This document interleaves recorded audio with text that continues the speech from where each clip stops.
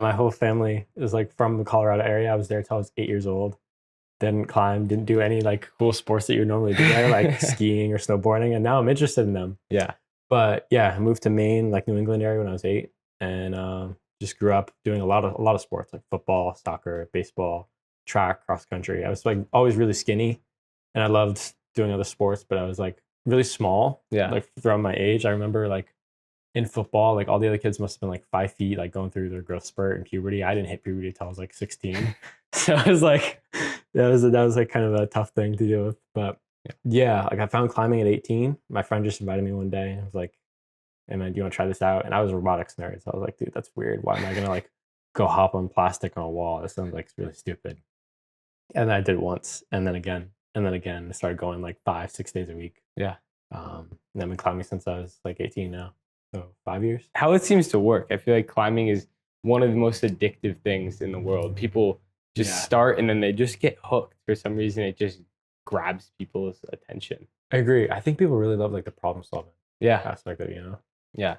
I think that's true. It's so much more than just your average physical thing. For me, I used to go to the gym all the time for like training for baseball and stuff. I took that super seriously. Yeah. And then I got into climbing and I was like, dude, I'm not just doing the same repetitive motion over and over. It's like, it's invigorating. Yeah, it really is. And like, it's definitely, I think people love the community that it brings. Yeah. Right. Like people just really mess with. It's not like it's individual, but there's still there can be like a team element, especially if you grow up on like a comp team. You ever do any youth comps? No, I wish. Since I started when I was 18, I actually that's a lot. That's a lot. I did do a couple youth comps, but I was never on a team. Yeah. I was at WPI, and I remember reaching out to some of the USAC like I don't know, board members or employees, and they said I could do collegiate and youth. So I was like, oh, let's do it. Nice. So I did like one youth comp, and that was, dude, I placed like 26th, or something like that, and I was like pissed, right? Because I was like so competitive growing up, and I was like, this is not all right. I just want to get better and better. So I try to do almost every comp that I can now. That's the best. And what do you like about comp climbing? I pretty much started on comp boulders. When I went to the first gym, like it was Evo Rock and Fitness in Portland, Maine. Have you been there? Yeah, I have. That gym, like they have really cool comp stuff. They had a great setting there, and they had just held a competition called Struggle Bus. So the first climbs I ever got on were like parkour style. It was comp stuff. It wasn't like the crimpy outdoor stuff, and I just like didn't find outdoor climbing as attractive back then. And I think I love how it mixes parkour and comp, and like it's a different kind of problem solving. Yeah. Right. I really love the dynamic movement. It almost feels like showy and flashy. It does. Putting on like a performance. Yeah. Yeah. Like I really find that attractive about it. And especially I feel like with comp climbing, it's more like other sports than outdoor climbing is. If that makes sense. I feel like you have to integrate different, like just a different style of thinking when you approach a comp climb than an outdoor climb. Okay. Yeah. I got you. You know, like I feel like outdoor climbs, people like, from my experience of like outdoor climbing, it's like much more like raw rock climbing.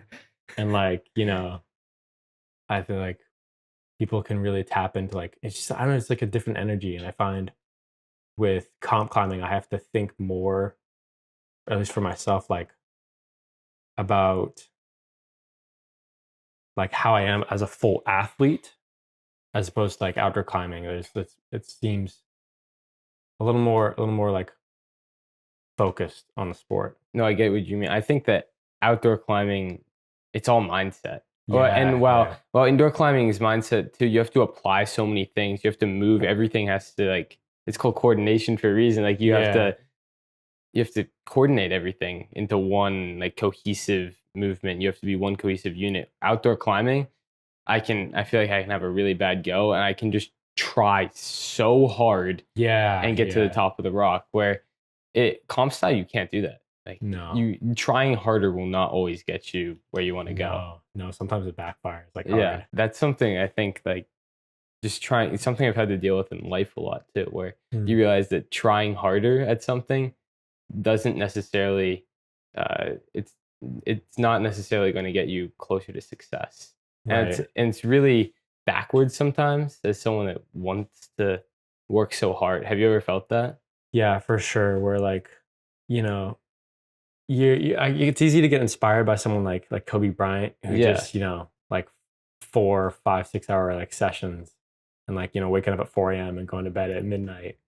Like it's easy to get inspired that way. And there's definitely something to be said for like the work ethic, but at a certain point you have to realize like not always like, yeah, working harder, like you said, is not going to get you the results. Sometimes it's working smarter and just a different way. And Yeah. like, yeah, I've definitely felt like that, especially with comp stuff.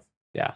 Like just getting stronger isn't the key all the time. So what is like, because from my understanding, you made a lot of progress in your rock climbing, and you've really like, and you documented that whole thing. But as you've been progressing, what's been like one of the key things that's helped you just progress as a rock climber? 100% of it is mindset. You just finished watching a clip from the Grateful podcast with me, your host, Jack Wagoner. If you enjoyed it, check out the full-length episode right here, or subscribe to the channel for more podcast episodes and videos like this in the future by clicking right here. Thank you so much. Have a great day.